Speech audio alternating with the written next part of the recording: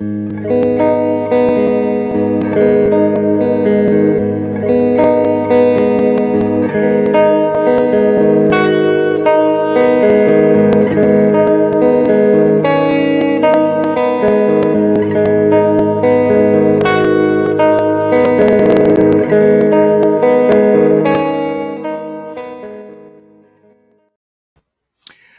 morning, good evening, and wherever the sun may find you. My name is Walt, and this is Coffee and Concepts on Keystroke Medium. So, we've gone to some familiar places, we've gone to some different places. So, what's left in the coffee continuum if we're going to be investigating our favorite beverage, coffee? Well, we're going to take a twist on an old favorite and get it freaky. Facebook user says, "Morning." Hello. And when I say freaky, I mean dangerous, because today's bout of coffee is going to be including something you probably shouldn't mix with coffee, and that's fire.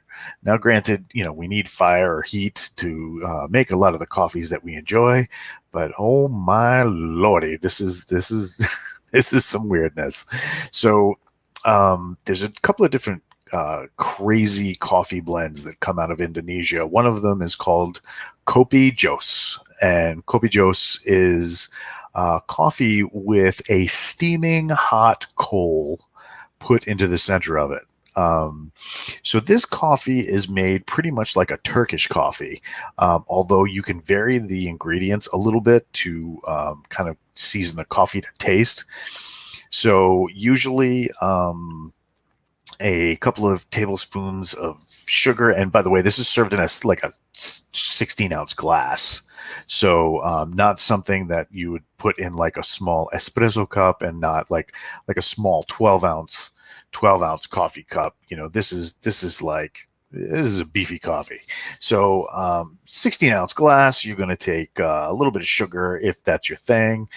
Finally, hey, another Facebook user saying "Marnin." Hello. So you're going to take some sugar if that's your thing. Throw some finely ground coffee in there, and then of course you're going to take some boiling hot water and throw that on top.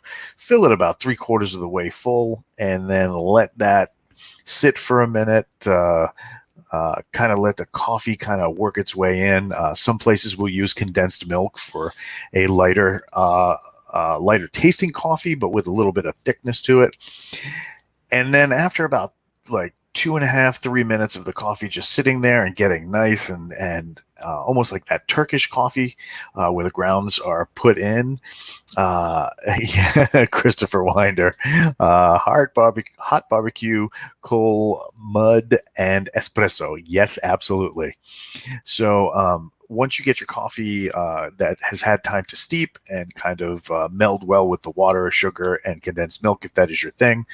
Most of the time, this is just made with the coffee grounds put in about 2 to 3 tablespoons, and then allowed to steep.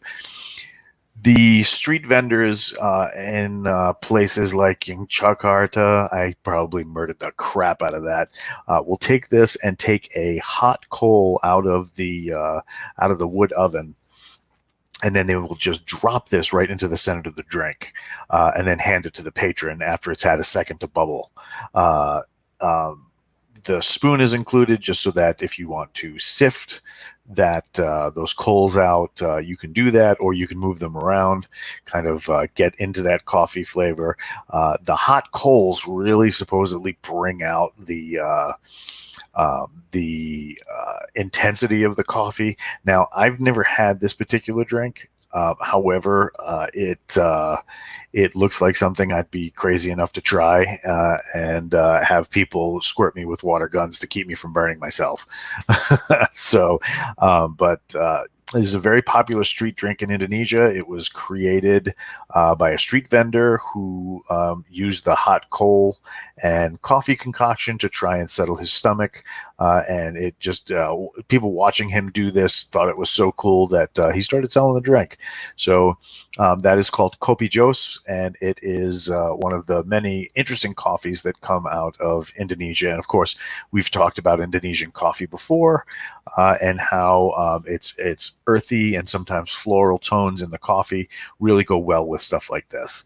So that is what we're doing for our coffee, but for our concept, we're going to continue the danger and talk a little bit about our old friend Murphy. Murphy's Law is something that is generally understood both in and around many, many circles throughout the planet, that whatever can go wrong will go wrong at the worst possible time. Now, writing this into your story can have really adverse effects on your character and or your characters, really adverse effects on your story, but can also inject a lot of fun into something that might be mundane, or might not have as much of a pop as you originally intended.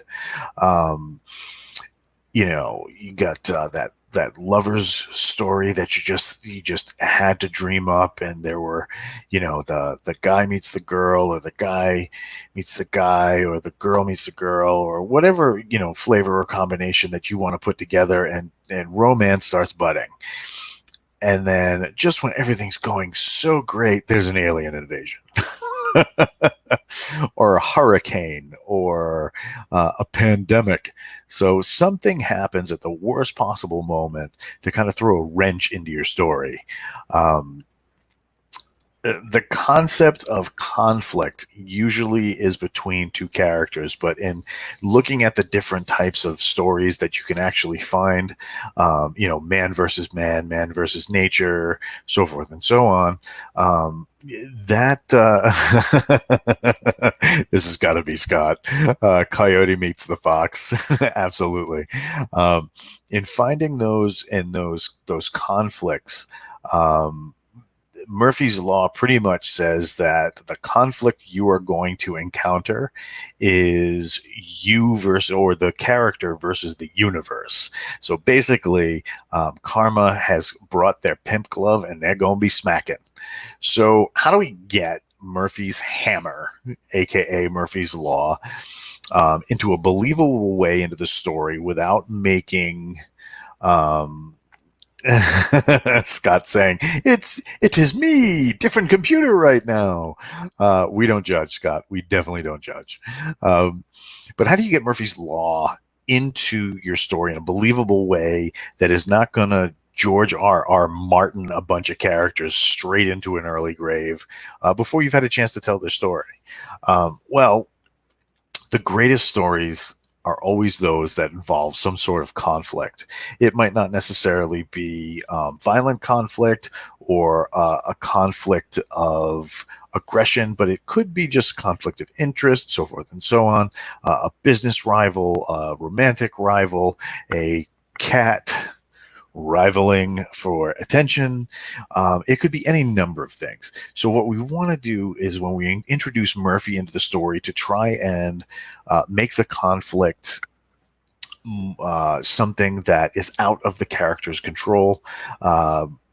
We want to still be able to have those characters have a believable arc, a believable story, within the confines of what we've set up as a story, such as like, for example, if you have your fantasy story, obviously, fairies and elves might not be as believable in the real world, but keeping in the context of your story, we want just enough Murphy to make it seem like the universe is out to get them. So there's a couple of great examples of this. My favorite ever is Han Solo. In those movies, the original trilogy, something on his ship was always breaking. There was always something sparking out. Something was always just about on the verge of just failing right at the wrong moment, and they'd have to run back and fix it as they're getting shot at.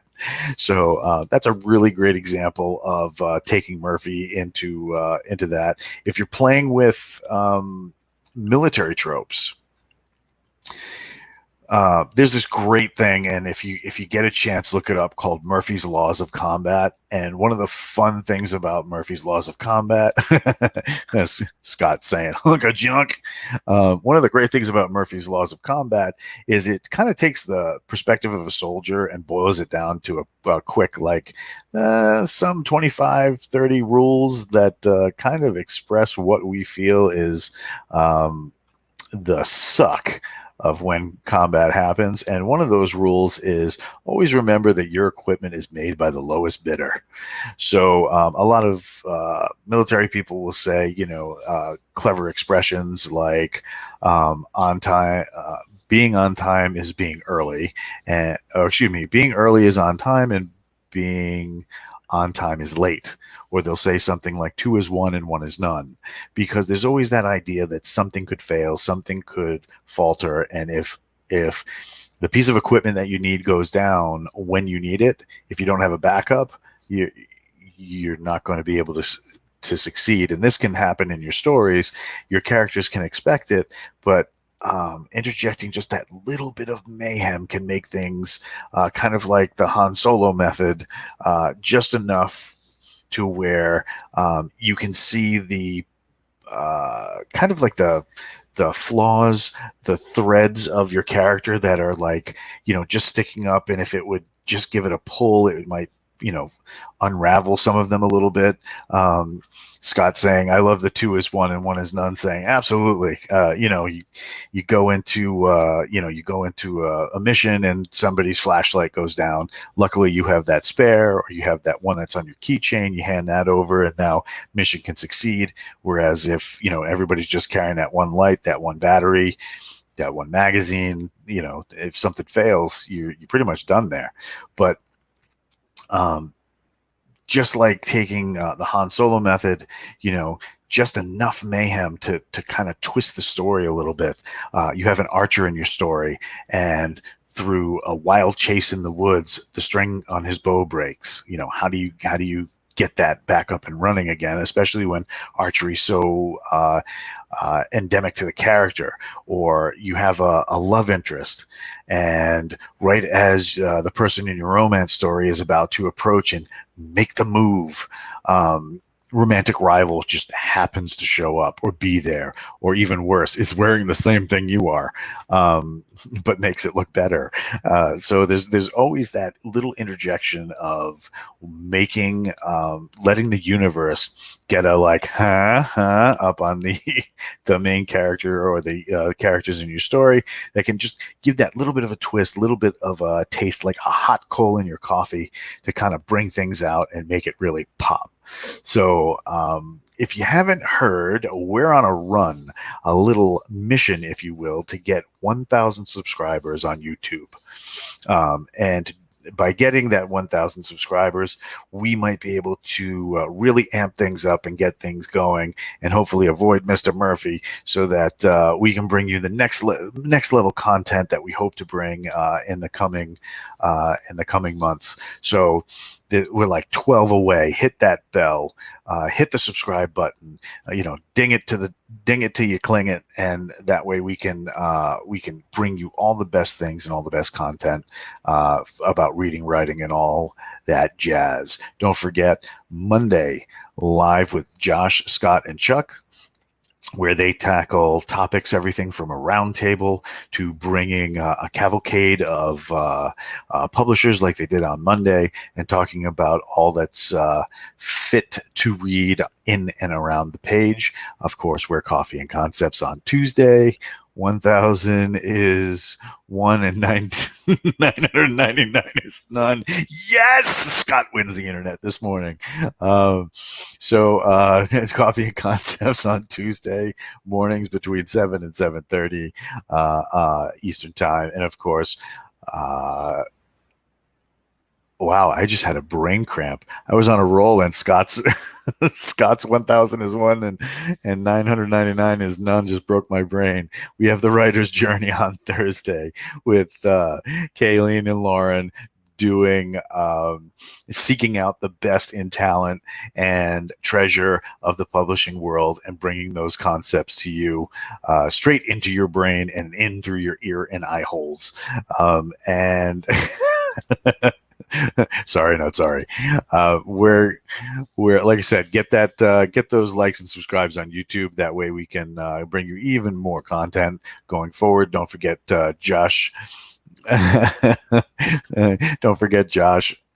Excuse me, Josh Gayu is doing long form storytelling on YouTube, where they pick apart a subject for multiple hours of intense discussion.